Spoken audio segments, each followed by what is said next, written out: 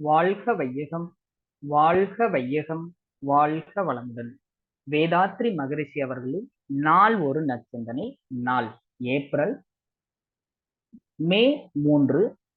தலைப்பு நால்வகை ஆற்றல் வரவு.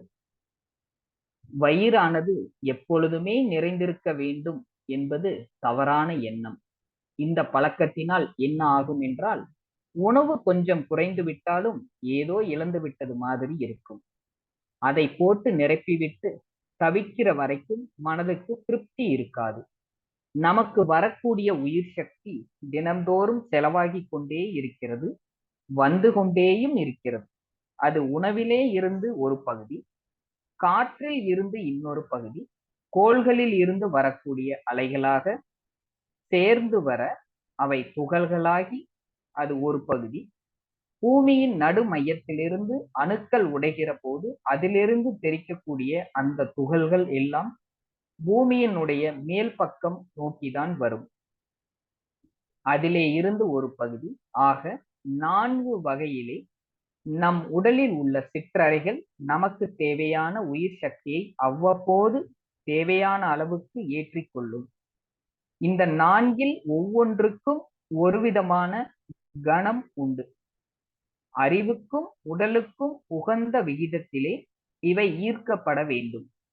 உணவை மாத்திரம் எப்போதும் நிரப்பி வைத்துவிட்டால் மற்ற 3 வகையில் இருந்து வருவதை தடுத்து விடுகிறோம். அப்படி தடுத்து விடுவதனால் சில குறைபாடுகள் விளைகின்றன. சிலருக்கு கால்சியம் சத்து குறைவாக உள்ளது, இரும்பு சத்து குறைவாக உள்ளது என்றெல்லாம் நீங்கள் கேள்விப்பட்டிருக்கிறீர்கள். பலவிதமான உலோக சத்துக்கள், ரசாயனங்கள் எல்லாம் உடலுக்கு தேவை. அவை குறைந்து விட்டால் நோய் வரும். அதனால் எந்த உணவு சாப்பிட்டாலும் அது சுத்தமாக நல்ல சத்துடையதாகவும் இருக்க வேண்டும். போஷாக்கு என்பது உணவின் அளவை பொறுத்ததன்று, நீங்கள் ஜீரணம் செய்து பழகிய உணவாக இருக்க வேண்டும். அதே நேரத்தில் அடுத்த முறை உணவு எடுக்கும் போது 1 மணி நேரம் முன்னதாக பசி இருக்க வேண்டும். அதுதான் அளவு முறை. 1 மணி நேரம் தினம்தோறும் 2 வேளையும் பசி இருந்தால் அந்த நேரத்தில் உணவில் இருந்து ஜீவகாந்த சக்தியை இழுக்க முடியவில்லை என்றால் உடல் தானாகவே காற்றிலிருந்தும் கோள்களின் அலை வீச்சிலிருந்தும் சக்தியை எடுத்துக்கொள்ள முடியும். அப்பொழுதுதான் அறிவுக்கு விருந்தாக, சிந்தனைக்கு ஏற்ற விருந்தாக நல்ல சக்தி நமக்கு கிடைக்கும்.